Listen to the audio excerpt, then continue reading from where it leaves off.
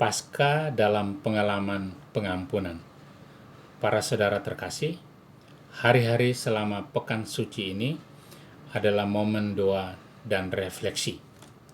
Selain berpartisipasi aktif dalam berbagai kegiatan gereja nih, kita bisa mengisi hari dan waktu kita dengan berbagai bacaan rohani, membaca dan merenungkan kitab suci, mendengarkan lagu-lagu rohani dan kegiatan-kegiatan rohani lainnya di keluarga kita masing-masing.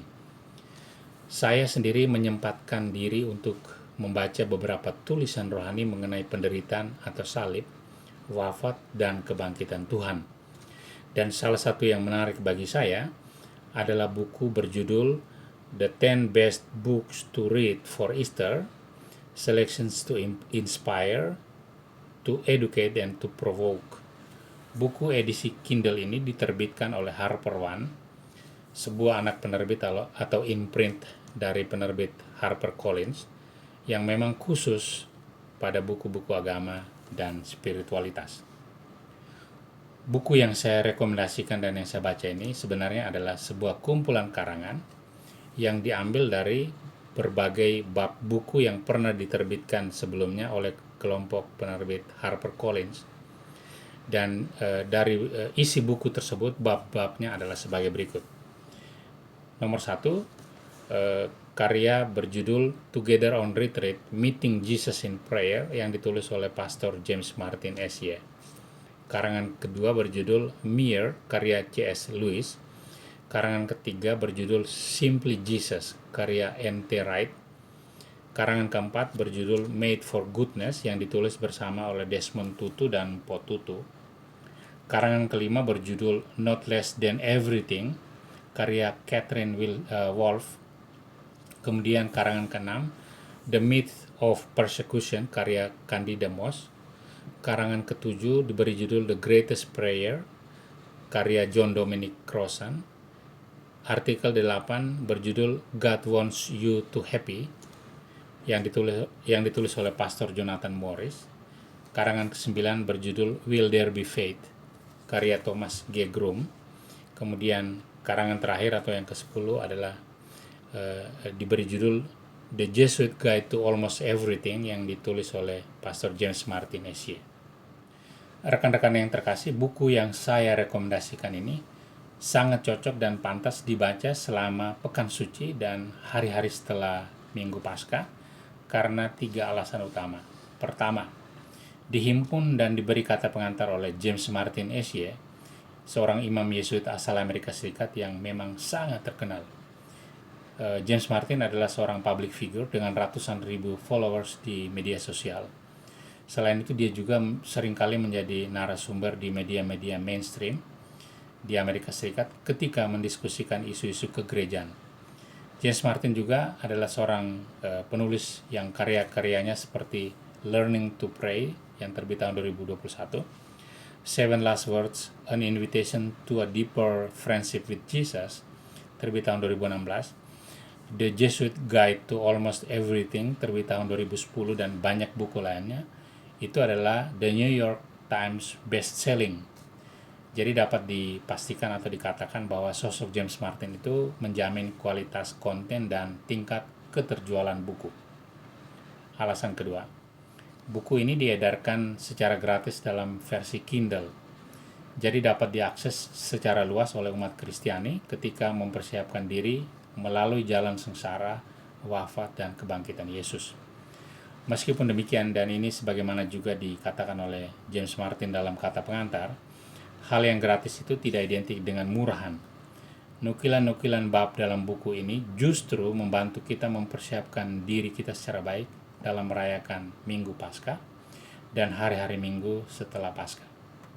Alasan ketiga, saya sendiri mengusulkan teman-teman pendengar atau pemirsa untuk mengunduh buku ini dari website libgen.rs dengan cara membuka website tersebut. Linknya saya sertakan di dalam footage video saya ini.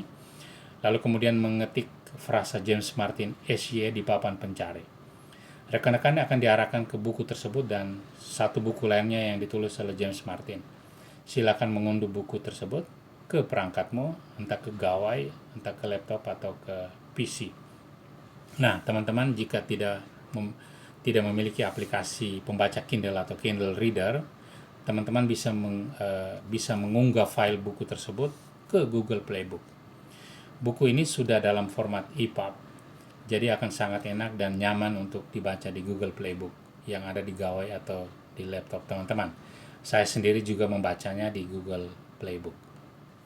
Rekan-rekan yang diberkati Tuhan, untuk saat ini saya ingin membagikan apa yang saya baca di nukilan buku Pastor James Martin SY yang diambil dari buku berjudul Together on Retreat, Meeting Jesus in Prayer, tetapi terutama diambil dari bab ke-6 dari buku itu yang diberi judul The Breakfast by the Sea. Konteksnya adalah perikop Injil Yohanes bab 21 ayat 1 sampai 19. Di mana di situ ada dua kisah. Yang pertama adalah kisah mengenai Yesus yang menampakkan diri kepada para muridnya di pantai Danau Tiberias. Dan kisah kedua adalah perintah Yesus kepada Petrus untuk menggembalakan domba-dombanya. Nah, tentang hal ini saya ingin membagikan 5 poin refleksi dari tulisan Pastor James Martin, dan kemudian saya mengakhirinya dengan refleksi saya sendiri. Yang pertama, para murid Yesus yang adalah para nelayan itu sedang berada dalam pengalaman kekecewaan yang luar biasa besar setelah sengsara dan wafat Yesus. James Martin menggunakan kata demoralized yang menurut saya itu sangat cocok menggambarkan pengalaman para murid tersebut. Singkatnya, Yesus yang selama ini para murid andalkan itu ternyata mengalami kematian seperti seorang penjahat. Poin yang kedua, para murid itu melewati malam-malam di danau tanpa menangkap satu ekor pun ikan. Dengan ini James Martin mau menegaskan bahwa bahkan setelah para murid itu mengikuti seluruh karya dan mengalami kehadiran Allah sendiri dalam hidup mereka, para murid itu ternyata tetaplah orang-orang tanpa pengalaman rohani. Keempat, penekanan pada pertanyaan apakah engkau mengasihi aku sebanyak 3 kali, itu mengingatkan kita akan penyangkalan Petrus selama penangkapan dan pengadilan Yesus. Dalam konteks ini, Petrus adalah murid yang sangat terluka, tetapi kemudian mengalami diampuni dan dipulihkan. Dia melewati pengalaman sakit karena telah menyangkal guru dan Tuhannya, tetapi kemudian ditransformasi kepada sukacita karena telah diampuni. Petrus kemudian menerima tanggung jawab untuk menggembalakan domba-domba karena pengalaman pengampunan telah menyembuhkan dan memulihkan relasinya dengan Tuhan.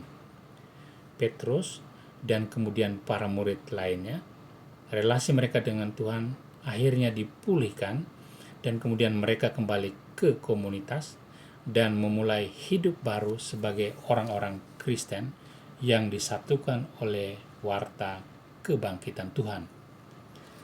Poin kelima, dalam tulisan itu James Martin memberi fokus pada dimensi pengampunan atau forgiveness. Bagi dia, seluruh sukacita kebangkitan tidak akan menjadi kabar sukacita bagi kita jika relasi kita dengan Kristus itu tidak dibangun di atas pengalaman pengampunan. Ini adalah pengalaman kerapuhan kita ketika sebagai orang berdosa kita mengalami apa yang pernah dialami oleh para murid Yesus. Sama seperti mereka, kita juga telah merayakan Paskah, tetapi kemudian kita kembali kepada kehidupan kita yang lama. Kita bisa menjadi orang-orang yang kecewa setelah Paskah, menjadi orang-orang yang putus asa, hilang harapan, dan dalam arti itu sebenarnya kita tidak mengalami kebangkitan Kristus. Alih-alih membebaskan dan membawa sukacita dalam hidup kita, Paskah justru membuat kita semakin terpuruk dan terkungkung dalam pengalaman kekeringan rohani, pengalaman melewati malam-malam tanpa satu tangkapan ikan pun. Para sahabat yang dikasihi Tuhan, saya sepakat dengan apa yang dikatakan oleh James Martin dalam bab tulisannya tersebut. Bagi saya, Paskah adalah pengalaman kegembiraan luar biasa yang diilustrasikan oleh Pastor James Martin sebagai overjoyed. Inilah pengalaman di mana sukacita kita mendapatkan kepenuhan sejati. Karena apa? Yang pertama, karena telah runtuh dan terhapusnya dosa dan semua salah kita oleh kemurahan hati Allah melalui sengsara, wafat, dan kebangkitan putranya sendiri.